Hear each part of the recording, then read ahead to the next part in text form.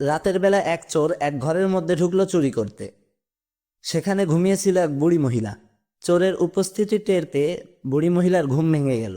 এবার চোর চিন্তা করছে, সর্বনাশ, ধরা বুঝি পড়েই গেলাম।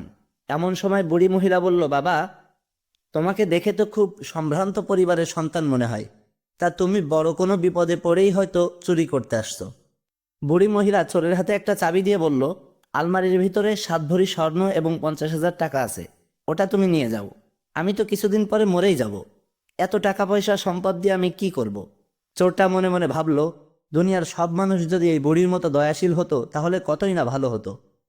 চোর যখন সবকিছু নিয়ে চলে যাবে এমন সময় বুড়ি মহিলা বলল, সবকিছু তো নিয়েই যাচ্ছ, তা আমার পাশে একটু বসো। আমি আজ রাতে একটা স্বপ্ন দেখেছি, স্বপ্নটার একটু ব্যাখ্যা দিয়ে যাও। বুড়ি বলল, স্বপ্নে দেখলাম আমি মরুভূমির মাঝে বসে আছি। কোথা থেকে যেন একটা ঈগল এসে জোরে জোরে বলতে লাগলো, কুদ্দুস কুদ্দুস কুদ্দুস, বলে ঈগল পাখিটি চলে গেল। বাবা, বলো তো এর মানে কি? চোর মনে মনে চিন্তা করতে লাগলো, এই স্বপ্নের মানে কি হতে পারে।